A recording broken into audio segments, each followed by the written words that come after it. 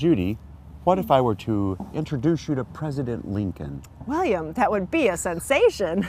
We'll tell you what we mean. And where we're at next on Garden Time.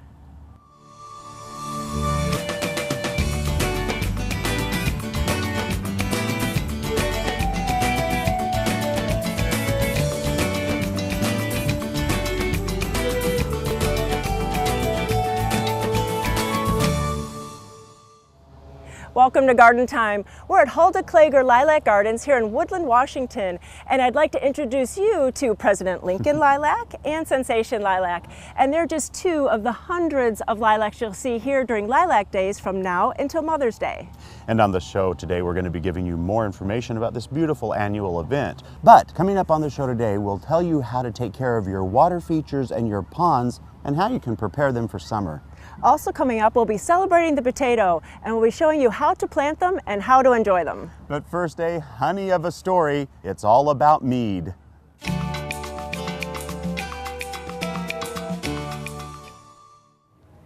I am at a very interesting place in Southeast Portland. I am at Mead Market and Bee Thinking, and I'm with Cameron. And Cameron, this has two of my favorite things, an adult beverage and supplies for bees, which bees are so important to us in the garden.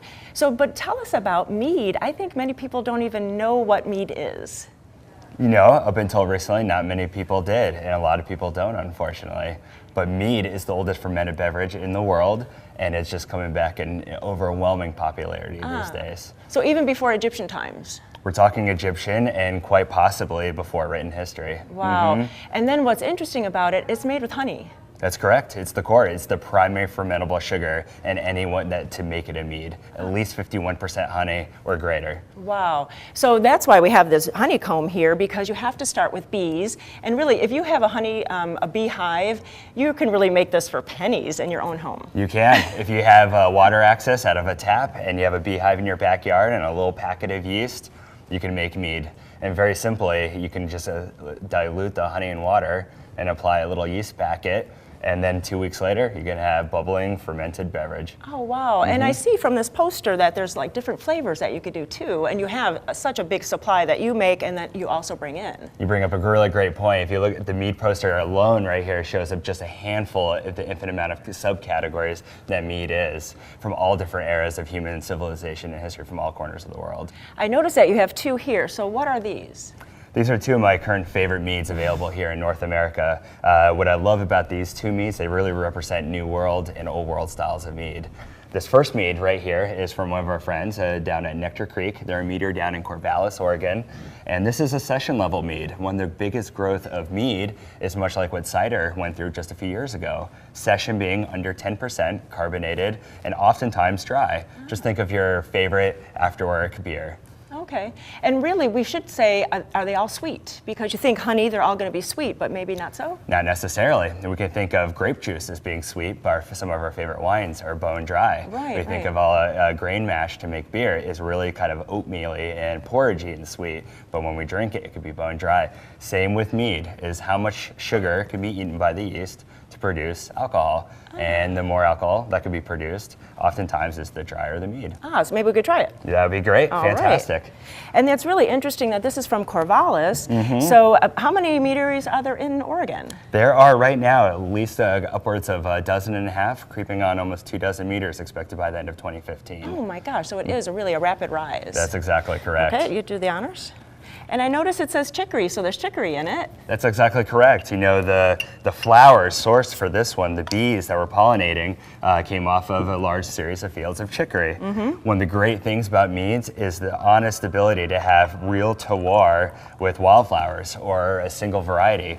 So much like wine, we can have a single variety. Tell me what you think of this one. Ooh, that's really tasty. Yeah. You taste the sweetness, but it's bubbly, but there's something else there. That is really Maybe nice. a little spicy, a little earthy. Yeah. All byproducts often attributed to chicory nectar. Wow, that is good. And so then what is this other one? This other one is kind of the other end of the spectrum, if you will. This one is from a multi-old family producer out of Poland. Wow. This one is the Kurpiowski, and what I love about this one, a little warmer in alcohol. This one's largely buckwheat honey based, and the buckwheat honey, when normally pulled, has a lot of characteristics. It's dark, it's toffee looking, has a lot of taste of licorice, but fermented out. This one also has a little black currants. Wow, that's very good. What does it remind you of? Almost like a brandy. Very much so. Yeah. Some people would say like a tawny or ruby port as Right. well. Oh, yes, yes. Great after dinner drink, pairs well with friends and a fire. What I love about this place too is you also have classes, which can be so much fun. They're incredible. You know, our mead making classes are almost sellouts every time we give them, and it's from a wide range of homebrewers that come to people who are backyard and urban beekeepers who have all this extra honey in their backyard. What do I do with it? Right. I can make home alcohol. And that's what's really wonderful about the class. It's open for everybody. And also they have beekeeping classes, which is another end of the spectrum, so you can marry those both together and come for classes for both. Very much so. The Bee Thinking brand beginning beekeeping classes are our most coveted classes, and not necessarily for people who want to keep bees, but want to be pollinator aware and interested in keeping bees and what the honeybees mean to our society. Oh, definitely. And as gardeners, they're always so important to us too. Excellent. Well, if you have any other questions, please go to gardentime.tv. We'll click you over their website and get all the information, come out to the store, pick up some mead, and really do some taste testing at your house too. Thanks so much. My pleasure. Thank you so much for having me. You're welcome.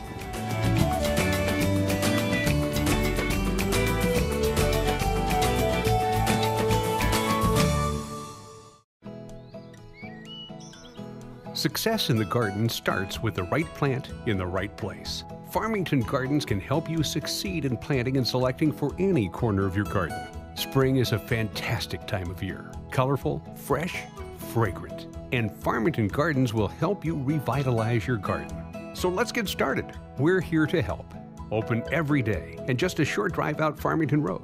Farmington Gardens. We're growing for you. Why let the weather dictate when you can enjoy your garden? With a greenhouse by Solar Gem, you don't have to. Grow your dream garden year-round right in your own backyard. Our long-lasting fiberglass greenhouses are made for gardening enthusiasts of all skill levels and delivered right to your home. Solar Gem greenhouses need no assembly, are virtually maintenance-free, and come with a limited lifetime warranty. Call us at 800-383-3055 or find us on the web at solargemgreenhouses.com. Celebrate a spring tradition. Visit the Hulda Klager Lilac Gardens during the annual Lilac Days. Open daily from 10 to 4. See hundreds of blooming lilacs. Tour Hulda's Victorian home and gift shop. Take exit 21 off I-5 in Woodland, Washington. Don't you just love all the things inside Garden Time magazine? So much great information about gardening. I do, William. There's new plants, adventures, recipes, local gardeners, home tips. And it's free, right in your email. But there's two things you left out. What's that? You and me. We write some of the articles and get to share our gardening knowledge. Of course. I should have. William, where did you go? Right here, Judy. You'll find both of us every month in Garden Time magazine. Sign up for your free subscription on the Garden Time website. Since 1937, our family has been deeply rooted in the Northwest nursery industry. Our love of plants goes back 4 generations. To this day, Garland Nursery inspires to bring you the very best variety of plants, top quality garden supplies, and all the pieces you need to create a beautiful and bountiful garden. Garland Nursery, inspiring beautiful and bountiful gardens.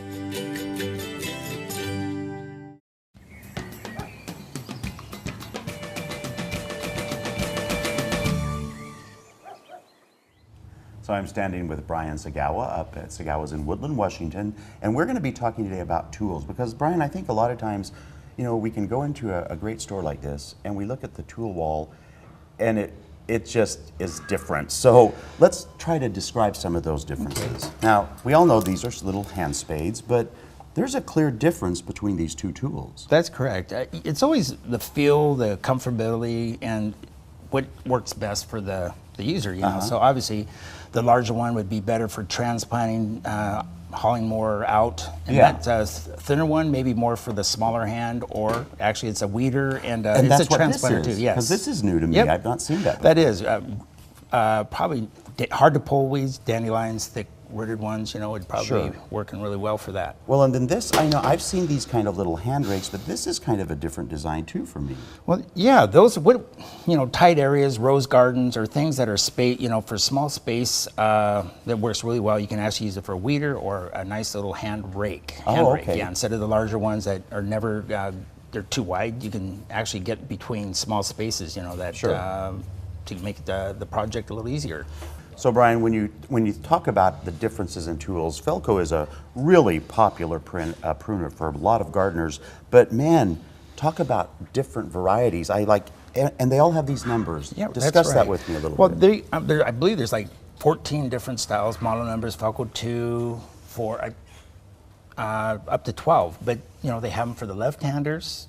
Like myself, I like left-handed, but I'm kind of ambidextrous. I use a right-handed mostly. But there's numbers from I think 2 to 12, and they all have a different different size, different, and like I said, it's all about being comfortable with, because you really do want to be comfortable. It should be something that you look forward to using your new hand tools for the right project. That's what makes it fun versus having the right tools is part of the. It's very important. Yeah, Doing this one about, I don't know, it was several years ago now when they came out with the ergonomically correct one. Tell me about that one. Well, I think this might be directed for more of the commercial, heavier use, like continuous hours and hours.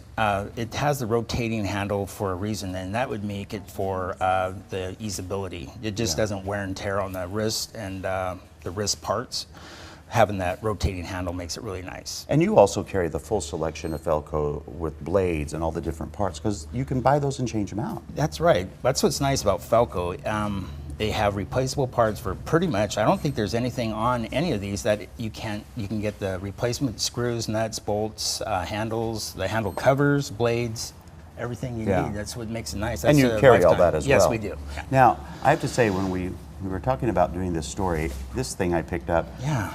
First of all, it's sharp as a knife, and second of all, it looks like a hand hoe, but is there a specific thing that you do with it? Well, this is going to be used, let me show you real quick, for row crops. What's nice about that actually is you can get in between the little transplants. People really like that for the precise, maneuverability, I guess you call it, to get in between your little transplants to get right in there. It just seems to be a lot more precise, accurate.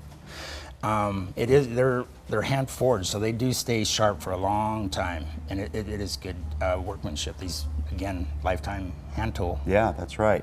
Now, when we were talking about hand tools, this is one that seems to be, this is a lovely, lovely tool, and gardeners really adore it. Tell me about it and what the name of it is. I think what's nice about this is the Hori Hori knife, and it comes with a little scabbard there that you can put on your belt or like that. But what's nice, I think it's just your all-purpose tool for transplanting, dividing, digging, cutting.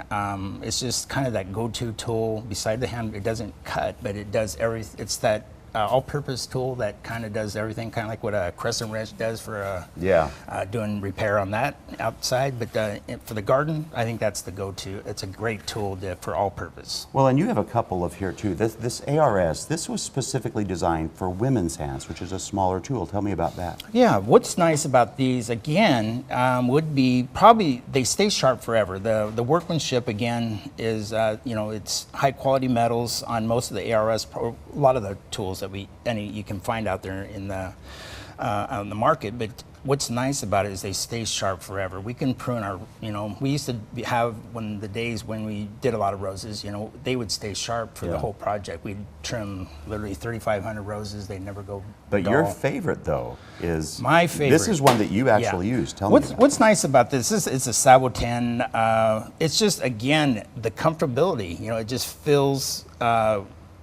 it's what's my hand. It just must be my hands. But what's nice about it is, you can actually use a strap. There's a reason for it there, William. So it holds it on? Yeah, right. that For makes guys like sense. me that are kind of clumsy or something up on a tree, it stays attached to my, and so I can always use it as part, or if I need to work, and then I got my pruners right here. You don't have to put it in your pocket. Right. It's right there. Yeah, or lose it in your pocket, or rip your pockets up.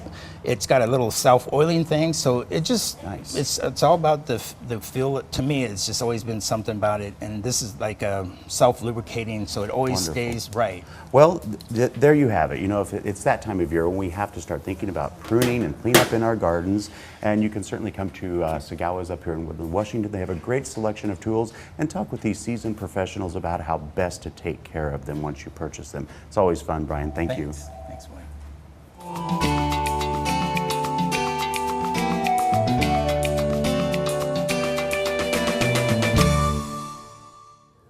You know, every year we gardeners love to buy new plants to put into our yards, but we never really know for sure what to do with the tags. Now, some people keep them in an envelope or a drawer. Sometimes we stick them in with the plant, you know, just to make sure we know where they're at. The problem with that is sometimes we move plants, and like me, I've had crows come in, take them out and fly off, never to be seen again. This is a real handy technique to keep all the tags for you. All you need is a piece of wire and a hole punch. So you put a hole in the tag and you thread it on the wire, and then all the information is right there handy for you. You can just keep this in your garage or shed, and it's right there when you need the culture for that plant. So keeping your plant tags safe, happy, and knowing where they're at, that's our plant tip of the week.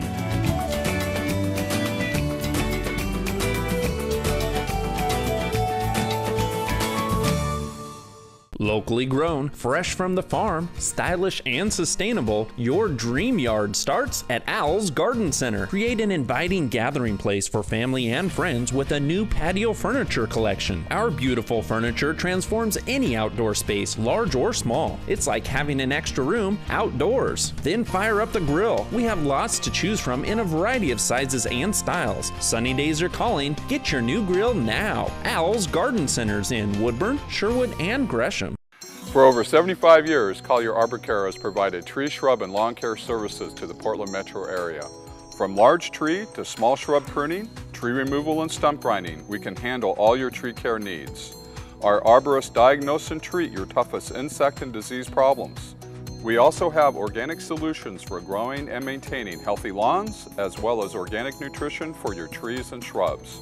Collier Arbor Care, environmentally friendly since 1937.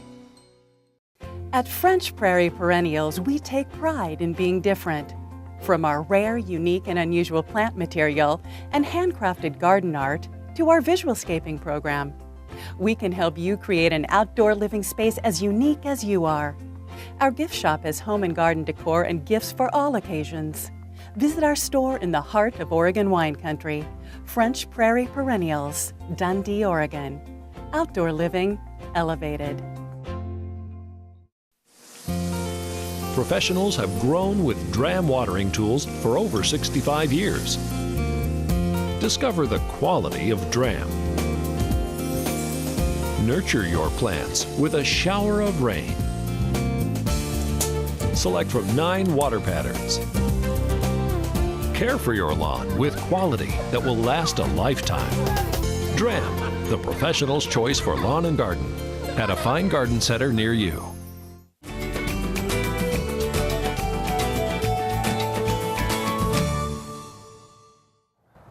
So it is that time of month again when we talk to Jan about our tips of the month. And Jan, we're standing out by some berries, so I guess we're going to be talking about that, aren't we? Well, the question is it too late to prune caneberries or berries? And the answer is yes. And should you prune them? Yes. So if you haven't, go ahead. So yes on both of those, huh? You could have pruned them earlier, and Sure. you're going to have less damage just by moving the canes around. They're going to break a little bit. You might get some breakage on the new growth, but it's better to get the old canes out from last year just so they don't spread disease and just to make it look nicer. And I would think too that even if some of the new stuff is broken off in the pruning, the other ones will just take over and be bigger. Exactly. And this one I actually bought from you. You did do that, it's true. It's a triple crown, and it's one plant that goes all the way over here. The berries are fabulous, and it's thornless. And that is a bonus, isn't it? It It is.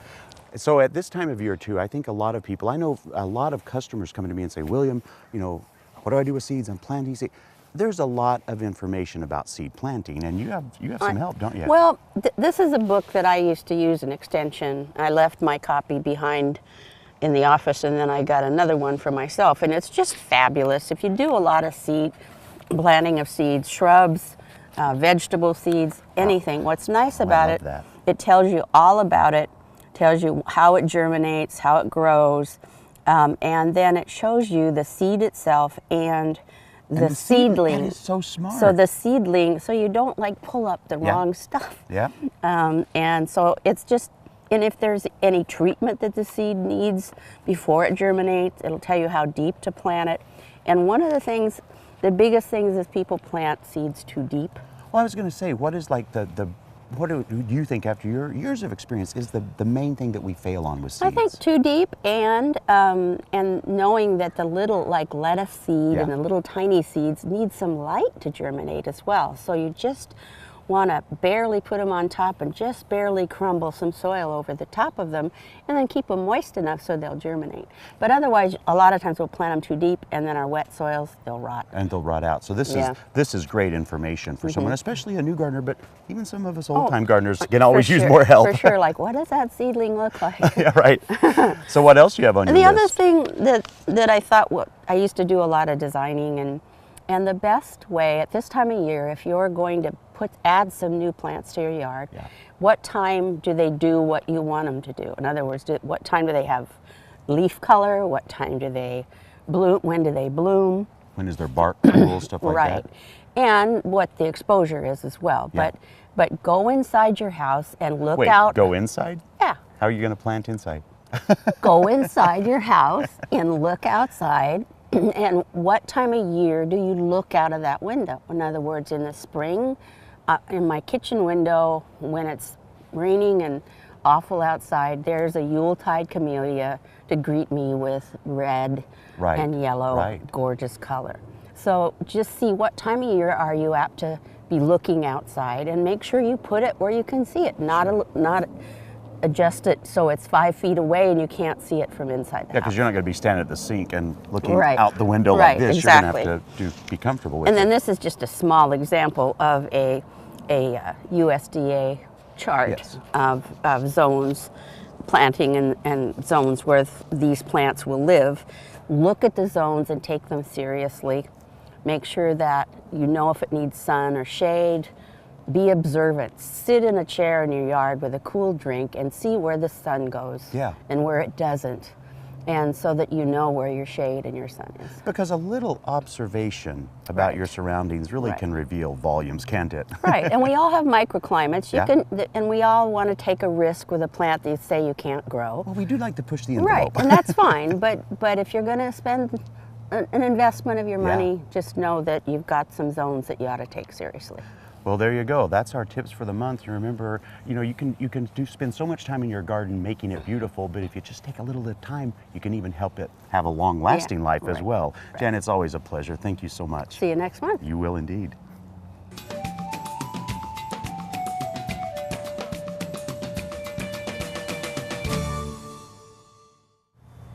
I think we all love fuchsias, and I think especially in the Northwest we can grow them really well here. I'm at Little Prince of Oregon with Mark, and Mark, you really have a great collection of fuchsias, but you have some special ones too. We do. We have a collection of fuchsias that were bred right here near Woodburn by Ron and Debbie Monnier from Monnier's Country Gardens.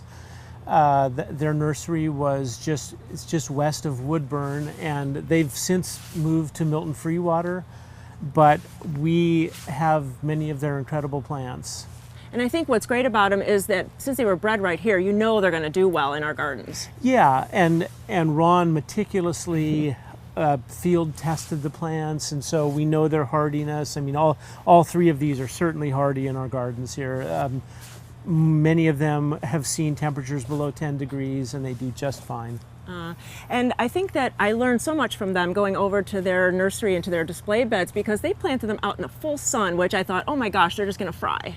And that was my initial thought when I saw their show gardens, because they are literally out in blazing sun.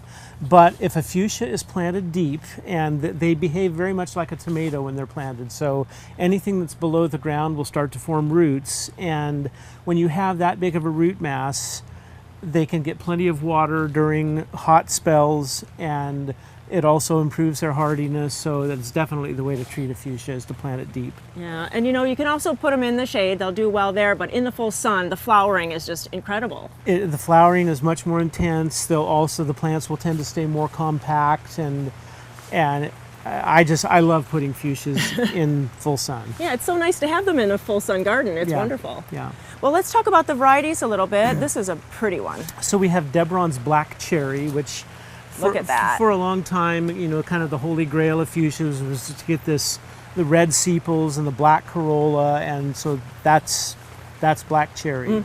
Really beautiful. And then this is Debron's Smoky Blues, which is a bit bigger flower. It has the same dark red sepals, a little bit more leaning towards blue on the corolla. And then we have Debron's Snow Fairy, which is a red. They're almost open, but it's going to be pink sepals and a white corolla. Right. And let's just explain about the sepals and corolla. If you could just point it out there. Okay. So the sepals are here, and the they're they encase the flower. You know, it's when I was a kid, and you probably did too. You like to go up to your grandma's fuchsias and pop them.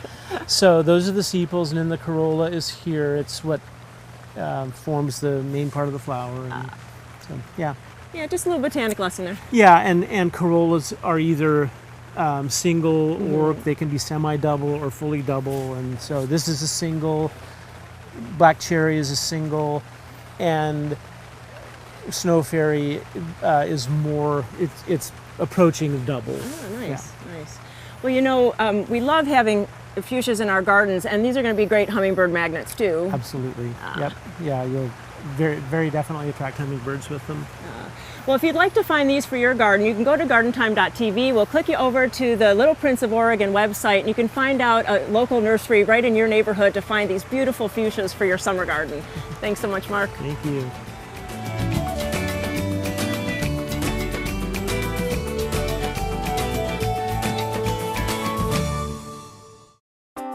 The health and beauty of your garden starts from the ground up, and healthy soils begin at Grimm's Fuel.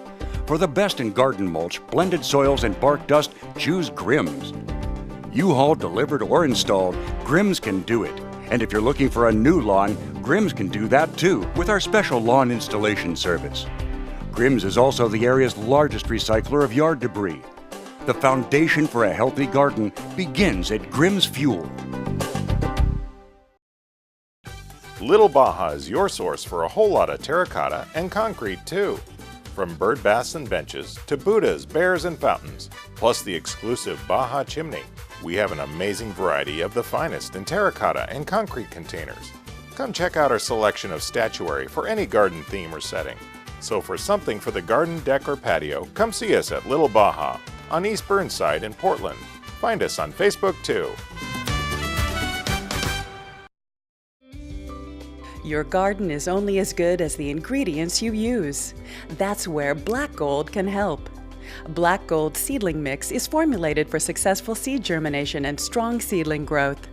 Black Gold Seedling Mix is organic and OMRI listed, so you can start this year's organic garden outright. Look for Black Gold at your local garden center or go online to blackgold.bz. Black Gold, all the riches of the earth. Millions of tulips transform an Oregon farm into one of the most colorful in America. The Iversons invite you to the Wooden Shoe Tulip Festival presented by Silverton Health. Enjoy a tulip market, food and wine, and fun for the kids. The Wooden Shoe Tulip Festival, open 9 to 6 daily now through May 3rd.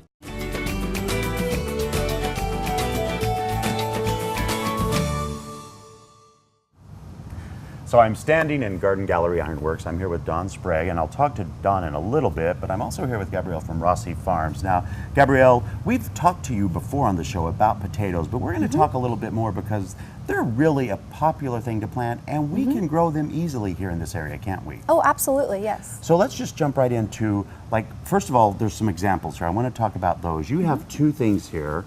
Tell me what are the differences and why you brought these to show us. I brought these two because these are nice potato starts, and one has drainage and one doesn't have drainage. Wow. And they are planted in identical soil at exactly the same time in similar varieties. So this is a good example of how potatoes actually do need moisture, but they want it to drain through their system and away. Yes, for sure. The potatoes do not like to stay wet. They like very evenly moisture throughout the root system and not pooled water. And this container doesn't have any type of drainage on the bottom, but it would be very easy to drill holes. And let that just drain out then. Yes. So then if you're in your garden, let's talk a little bit about how we plant. What would be some of the best suggestions from you, a professional, about how to plant potatoes? Soil is very important. It's probably the very first thing that I would put investment into.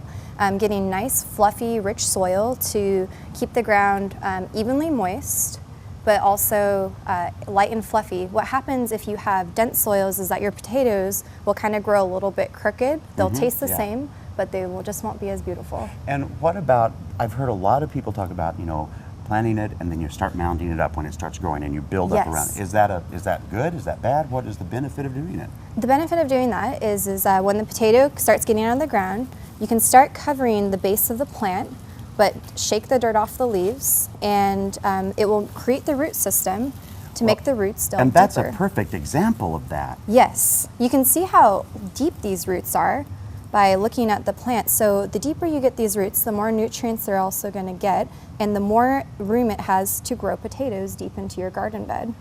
And this seems like it's a very young growth to me, right? This hasn't been growing for very long. That is correct. So I think the big question for a lot of people that I hear is, so I've got this in the ground, the potatoes grow in the ground, it's not like I pick them off top. How do you know when it's ready? That's an excellent question. Usually towards the end of the season, all potatoes have different harvest dates, but you'll notice the vines start to get limp and start to fall over.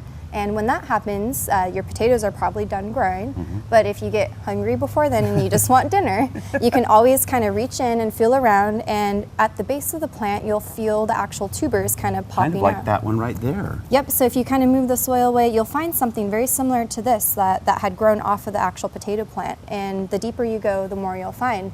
And these will be very young potatoes, so the skin's going to peel off very easily because the skin isn't set yet. And that's something we had talked about in the show that we did last time with you. So really, they're not difficult to grow, are they? No, it's actually hard to stop them from growing, actually, as you've probably seen in your pantry sometimes. Right, that's so true. Now, here's the fun thing. There is a great event celebrating potatoes, and I'm going to jump over here and talk to Don Sprague. Okay, so Don, now tell me about this event that's happening today. The Potato Palooza. Yes. I love that. We're so excited because Gabrielle from Rossi Farms is here, and she's going to come and help us on Saturday. We're going to explain to people how to plant potatoes and how to do it correctly and all the things that you should or shouldn't do. So all of those questions that we might still be pondering, like the example of a growing potato you have, how do we plant them? Is it okay to plant? All of those questions, she's going to be able to answer all of those, isn't she? Well, this is some potatoes we found in our well house left over from last year's crop. And she said it'd be fine to plant. And look at that thing. I mean, you could probably get 2 or 3 ton off that thing. But anyway, she's got like great seed potatoes, and we're going to offer them here to people. We're going to have some containers. But it's more than just the sale of the seeds. You've got some actual tasting going on, don't you? Oh, we got some great tasting. We're going to do some potato skins. We're going to do some French fried stuff. And we're going to do some on the grill stuff.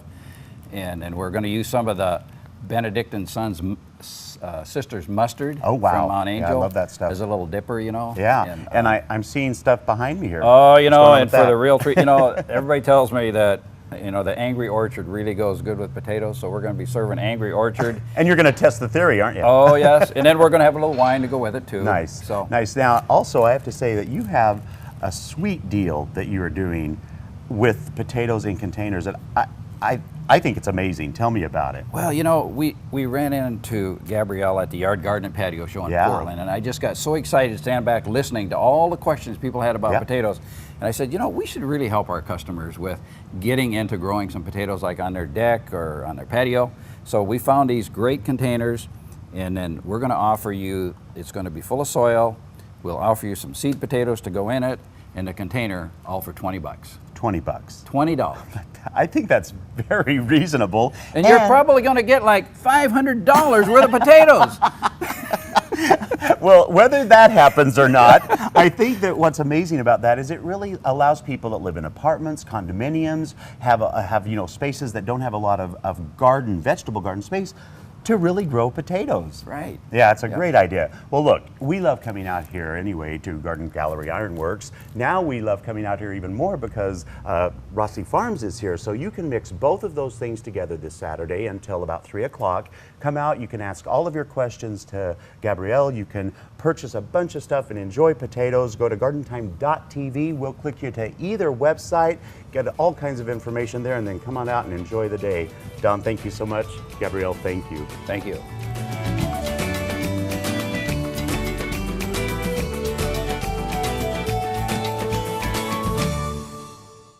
Garden Time is brought to you by Capital Subaru, your way on the Parkway.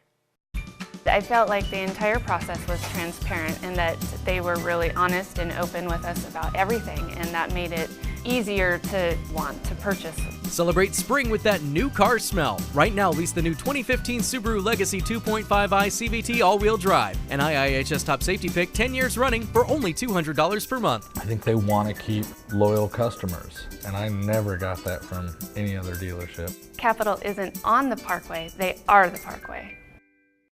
Celebrate a spring tradition. Visit the Hulda Klager Lilac Gardens during the annual Lilac Days. Open daily from 10 to 4. See hundreds of blooming lilacs. Tour Hulda's Victorian home and gift shop. Take exit 21 off I-5 in Woodland, Washington. Over the 30 years that our family has been in the nursery industry, we've learned that anyone can supply a customer with plants and garden supplies. But it's supplying those plants and supplies backed by a knowledgeable staff that can transform a garden and take it from ordinary to extraordinary. That's what we do at Sagawa Nursery. Why be ordinary when you can be extraordinary? Sagawa Nursery, growing beyond the ordinary. Look at your home. Winter left behind grungy stained decks, walks, siding and lawn furniture. You know they look awful. Clean them all today with the original and still the best 30 Seconds Outdoor Cleaner. Since 1977, 30 Seconds has delivered clean when you want it clean. Easy to use, spray it on, wait, then hose away winter dirt, grime and stains from algae and mold.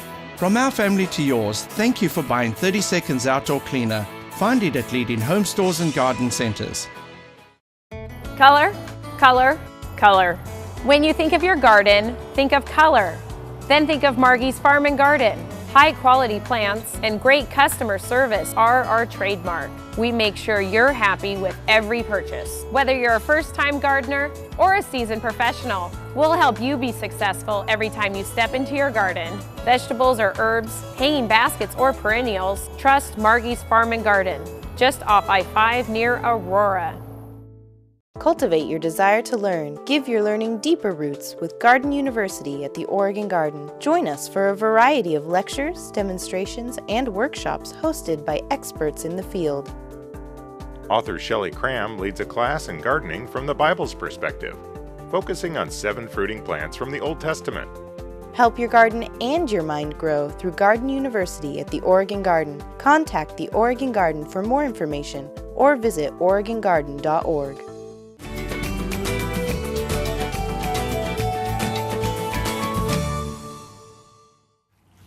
It's that time of year to start looking at your pond so you can enjoy it all summer long. I'm with Eamon Hughes from Hughes Water Gardens, and Eamon, really we should be looking at getting these ponds ready for us because we want to be out on our decks and enjoying them and being in our gardens. Yeah, we really have to look at your pond. Hopefully people have gone and trimmed up all their debris out of the pond, but if they haven't done that, it's really important to do it this spring, because what will happen is all of that dead foliage off the plants will rot back into the water and set up a whole cycle with a lot of algae for them. So go in, trim off any dead leaves that are still in there. If there are leaves off trees and that on the bottom of the pond, just gently scoop them out with a net and get as much debris out of it first so you can help stop the algae forming. Oh, that totally makes sense. So really that takes a lot out right there. And then what's the next step? Well, what will happen is you'll still get algae, and that's the biggest question we get from people coming in the spring is, help, I've got string algae everywhere. So there's a couple of different forms of algae. One is a pea green algae, the water turns green, and that's not very common. That's a really high nutrient load, and it rarely happens in our area. Most of our problems is long stringy algae. And the best thing to do with that initially is just get a small garden rake, coil it around the rake and take it out. Because if you come here and buy some treatments for it, all you're doing when it dies is the nutrient goes back in the water, the spores are in the air all the time, it'll start growing again. So the first thing to do is remove as much as you can and then do a treatment. And there are many treatments here we can do. This is one called Green Clean FX, another one called Algae Fix. And these basically disrupt the cell walls of the algae and kill them. So that's one way of doing it. And the second is putting in a product like this, which is, it has microbes in it, bacteria, beneficial bacteria, which break down the nutrient, and then it's not available to the algae to grow. So it is important to do some of the microbe lift with, this particular one has a sludge away enzyme in it, which breaks down all of the sludge on the bottom of your pond. So really, it's really getting rid of all that debris that shouldn't be there at all. That is wonderful. So once we clean up the water, is there a way to really kind of keep it crystal clean or as clean as possible during the year? Well, a lot depends on what you have in your pond. If you have a very large fish load, if you have a lot of fish in your pond, maybe a little overstocked, they had babies and then grandchildren, so you've got a lot of fish in there, and you start feeding them heavily, that's got to go somewhere. The poop comes out, and that gives, again, nutrient for it. So you may have to get into a filter situation where you're doing some biological filtration on the side, where you take the water out as part of your waterfall flow through the filter and back into the pond. So it's all about balance. It's all about balance, getting that balance. And the balance of fish, the amount of fish you have in there should be correct to the volume of the water you have. The other thing you can do as well, the other thing that will lock up a lot of that nutrient are the plants. So it's important to have as many plants as you can in there, because that will take in that nutrient and use it as foliage and flowers. And it makes them more pretty, so really, and it's the place to come see all the plants you have here. So one of the other things we do have to watch as well, sometimes with mosquitoes, people get worried about mosquitoes. And typically if you have fish in your pond, they're going to eat the larvae. But if not, if you don't have fish in your pond and just plants, then something like this simple dunk, it's one little donut, you place that in, it lasts 3 months. Excellent. And it releases a bacteria that kills only mosquito. It's specific just to mosquito. So it's safe for pets and everything else. All right, and then I see you have some of these kind of barley filters or kind of floats, and so does this help absorb some of the algae too? No one really knows the full chemistry behind why barley works, but it does, but it's a long-term process. You have to put it in early in the spring, and as the barley decays, it releases certain organisms in there that prevents the algae growing. Perfect, wow. So, but you know, the thing is, you've got something big like this floating in your pond, so whether you want that or not. But some people like the sort of the natural biological way of doing it, rather than going with a chemical to do it. And then also feeding our plants. We have some lilies in there, or some of our plants from last year. Is it time to start feeding them? Yeah, we're saying on one hand here that it take the nutrient out, but they won't get enough from the water. They won't get a balanced nutrient from it. So it is important that you feed them. These are little tablets. So all you've got to do is stick one of these right down into the plant. Soil. With a lily, 3 to 5 every probably 6 weeks, and they'll really reward you with much better flowering. Heavy feeders. Well, lilies in particular are, because they're forming leaves the whole time and flowers the whole time. Yeah, they're working. And as those flowers, lilies grow from the center out, and then you'll see a little yellowing on the outer leaves. Just cut those off, more leaves will come. So don't let them rot down into the water, that's important. Like any other plant in the garden, you have to kind of trim them once in a while. You do, yeah. And then what about fish? Is it time to start feeding them? What happens is, during the winter, as fish are feeding off their fat reserves, they cannot digest food. They lack the enzymes to it. So some people kill their fish by feeding too early with some food from the previous summer. It's really important in the spring to feed with wheat germ, and that they're able to digest that and they'll be fine. So once water temperature gets above 50 degrees, start them on their wheat germ. It's normally sold as spring fall food. So you do that with them, and then once the temperature gets up to 58, 60, then you can transition to your higher protein food for the summer. But really important in the spring and the fall to be just doing wheat germ for them. All right. Yeah. Well, you know, we all love our ponds and our gardens. They're so wonderful to watch all the season long. And so if you have any other questions, go to gardentime.tv. We'll click you over to their website, and there's classes, other information on the website, or stop out and talk to the staff. They have lots of information for you. Thanks so much. Oh, thanks so much, Judy.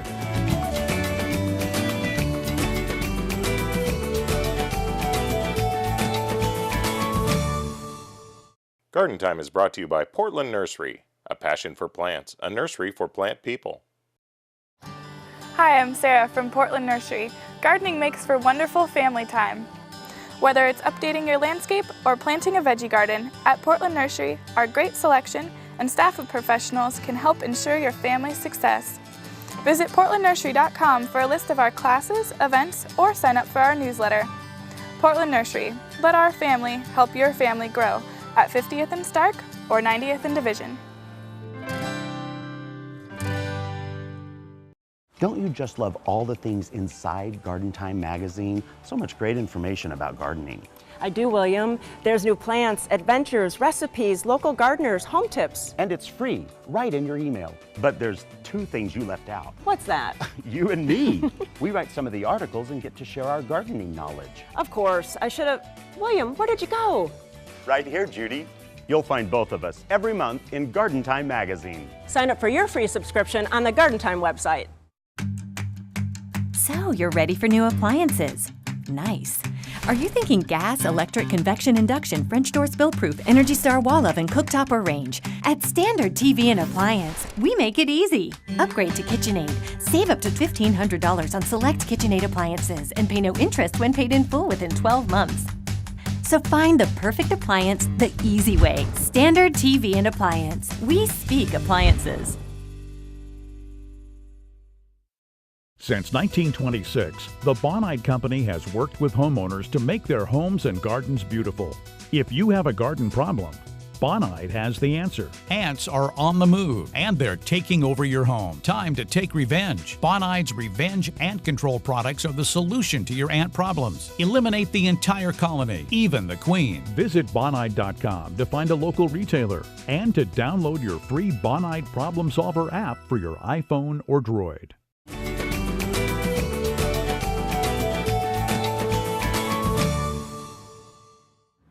Well, it's a beautiful spring day at Hulda Klager Lilac Gardens in Woodland, Washington, and I'm with Dwight. And Dwight, you know, it's beautiful here, and I know it's a lot of work getting ready for Lilac Days. Yes, we end up spending a lot of volunteer time. Lilac Days takes up about 1,700 volunteer hours. Wow. And so there's a lot of work that goes into the preparation. This year, we've been working on a new gatehouse to have a little more room for our volunteers sitting out there. We've been working on finishing up. We're removing some old structure from our water tower, and so that project we've collected donations over the last several years through the Coffee Fund and some things like that, and there's some new pathways out in the Memory Garden. Oh, that's always great. And so it's a great day to be opening Lilac Days. This is wonderful. Yeah, it is so beautiful, and really more pathways to kind of enjoy them, to walk amongst them, and it's just a wonderful experience. We like to get people close to the plants so they can stick their nose in and take away as much scent as they want to. Yeah, you know? That is so true. And you know, you have to come with your family, bring your camera, bring everybody, and enjoy them. And so I'm going to talk to Ruth about, Ruth, so what's going on during the events of Lilac Days? Well, it's a fairly typical Lilac Days in that we've got lots of bloom, we've got lots of people coming to see the bloom. We try to keep it from being a circus. We keep it as a quiet, walking around place, and people really seem to appreciate that. It is so serene because you can just sit in a chair and just relax and enjoy. Yeah, we do have several kindergarten groups that come through, and that livens things up. Oh my God! But in general, people really appreciate the quietness, I think. Yeah, but you can also tour Hulda's house, the historic house. Yes, that's lovely. Yes, they have every year they have a different theme, and this year it's old Pyrex glass cooking stuff, you know, and they have it fixed up to show that off, and then also.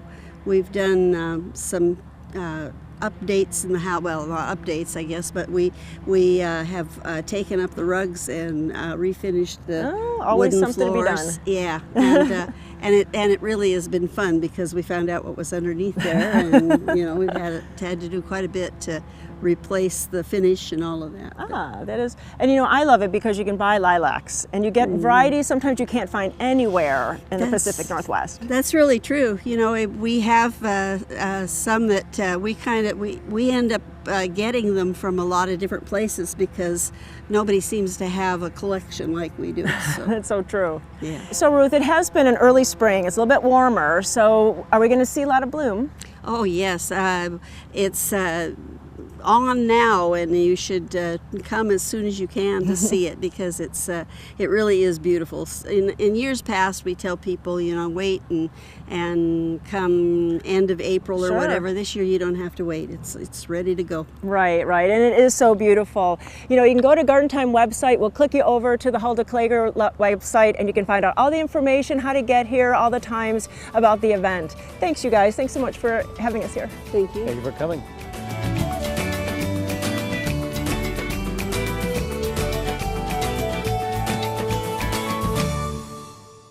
If you build it right. Build it to last. Don't just build it for yourself.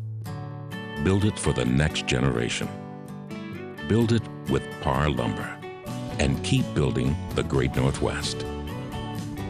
Parr Lumber is celebrating 85 years as a local, family-owned company. From our house to yours, we send a heartfelt thank you.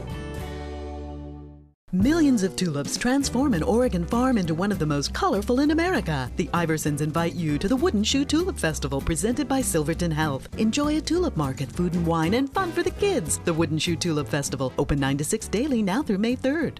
Cultivate your desire to learn. Give your learning deeper roots with Garden University at the Oregon Garden. Join us for a variety of lectures, demonstrations, and workshops hosted by experts in the field. Author Shelley Cram leads a class in gardening from the Bible's perspective, focusing on 7 fruiting plants from the Old Testament. Help your garden and your mind grow through Garden University at the Oregon Garden. Contact the Oregon Garden for more information or visit OregonGarden.org. For over 25 years, French Prairie Gardens has brought your family the best from the farm and from the market. Spring is bursting out all over. Come and see our wide selection of hanging baskets and bedding plants. Sign up for our CSA program and get fresh vegetables every week throughout the summer. And don't forget our bakery for a tasty treat to take home. Experience the best the country has to offer at French Prairie Gardens. Find us online at fpgardens.com. Celebrate a spring tradition. Visit the Hulda Klager Lilac Gardens during the annual Lilac Days. Open daily from 10 to 4. See hundreds of blooming lilacs. Tour Hulda's Victorian home and gift shop. Take exit 21 off I-5 in Woodland, Washington. Garden Time's Incredible Edibles. Well, I'll tell you, I am so excited to be standing in the kitchens of Kira's Bake Shop. Now, I'm here with Kira, and Kira, this is actually really new. It's just opened recently. Yes, we opened in November. And I have to say, it's absolutely delightful. And you're the person that taught me that gluten-free can be absolutely delicious. Yes. So we're going to be talking about cakes today. Mm-hmm. So just start telling me about these beautiful cakes here and what they are and how you create them. Okay, well, we have been doing wedding cakes and birthday cakes and anniversary cakes for a long time. Yeah. And it's one of our favorite things to do because you really get to play with the creativity. It's not just making cupcakes day in and day out, which I do love. Yeah. But, we get to unleash our inner, creative artist, which is really fun. And I would think that with anything, like even with cakes, there's always a kind of a trend, a fashion of them. Absolutely. And these are stunning. So how do you. you keep ahead of that, and what do you look for? A lot of times we find out what brides are asking for, and they're taking a lot of their direction from Pinterest and other social media websites like that. This is probably one of our most popular styles right now. This is the rustic chic style, and it's very easy to do, and of course it's absolutely made by the fresh flowers on it. Yeah, and speaking of the fresh flowers, I happen to have Laura from Sophisticated Floral. Laura, how are you? Doing great. How are and you? So are you the brain trust that comes up with these designs of the flowers? I do, and although I do get inspired a lot by the cake design, so I do ask them, what the size dimensions of the cake are, and just if it has a lot of pipe work like this, I don't want to overpower it by adding, too many things on there. And then in this cake, it's actually total opposite, where it's very understated, so then it needs more kind So of you pop. really do work with Kira on making that cake that bride and groom really want. Yes, yep. And tell me some of the things that you go through choosing the flowers that you put on cakes. Well, it definitely depends on time of year and also just on the rest of the colors and things that they actually have. In their wedding, you kind of want it all to kind of go together. Sure. And so garden roses are just a huge trend. They're very lush, very beautiful. And so that has definitely been something that a lot of brides are requesting. And they come in many colors. And did I that's see so fun. sedums in that too? That's so clever. Yeah, the succulents are another gorgeous option. I mean, it grows up here locally, and then people can have it in their garden. And then the best thing I like about them is it lasts all day long. Yeah. You don't have to worry about the heat or anything like that. Yeah, and they really are cool. And I would think too that putting things on a cake, if it's like a warm season, you would have to be kind of careful for that, but you have really clever ideas on how to do that. Yes, there's, if we just do the topper, I mean, you can pretty much use any kind of flowers you'd like on there, and then they just keep beautiful all day, and it's just easy, and it's also a time saver for me, just something you can pop right on. Right on the cake, and then you it's have ready to something go. beautiful right there. Say somebody's watching this and they go, oh, I can do that, I want to do that myself. There are a couple of things to remember. Definitely, if you're using especially the flowers from your garden, make sure they're clean, there's no bugs, especially succulents and things like that. There's always dirt, clean them up. Also, another thing, wear gloves. Make sure that there's no fingerprints or anything. And Laura, some plants really are toxic, so that you need to be aware of what you're using. Exactly, so that's why if you're not really sure if there's a branch or some kind of fern that you have in your yard that you're not 100% sure about, probably shouldn't use it. Yeah. Other than that, just kind of go with the more common flowers. And of course, if you're definitely not sure, call a florist. Well, now, when you have people come in, Kira, what is it that you do? What's the process of people that say, I want my cake to be made there? So we do a cake questionnaire, and we like to get a feel for what the bride and groom think that they want for their cake, or the bride and bride, or groom and groom, whatever it should Whatever, be. yeah. What the feel and theme of the wedding. And so then we team them up with one of our cake designers whose personal style best reflects that decorating theme. Nice. And we kind of go through some of their options, and if they have pictures, that's always very helpful. Sometimes they just say, I don't really know what I want, but I want it to look really gothic, and I want it to be dark and lots of piping, or I want it to be very light and elegant and airy. And so we kind of take direction, and then we'll work up a couple sketches for them and say, this is what it could look like. And it really is just a level of communication between them and you. Yeah, absolutely. So Kara, I've been to a lot of weddings, and the cakes are often beautiful, but I see a lot of them maybe not even hardly eaten at all. That's not true with yours, is it? It's not. And in fact, I have some for you to taste so that you can see what everyone else is tasting. Wonderful. I will not say no to that. So while I'm tasting this, I want to encourage you, if this stuff interests you, you can go to gardentime.tv, and now I'm going to take a bite. Oh my goodness, it's so good. That too. Oh yeah, I will finish this. Go to gardentime.tv and we'll click you over to either website where you can get all the information you need and have a beautiful cake to celebrate whatever it is in your life you want to celebrate. Thank you so much, ladies. Thank you, William. Thank you.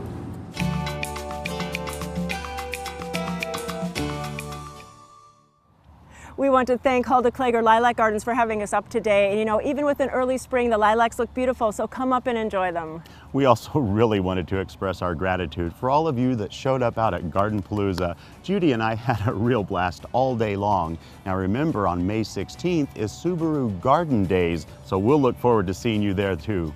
So for more information about Subaru Garden Days or any of the information about today, please go to gardentime.tv. As always, thanks for spending time with us today. We'll do it all again next week, right here on Garden Time.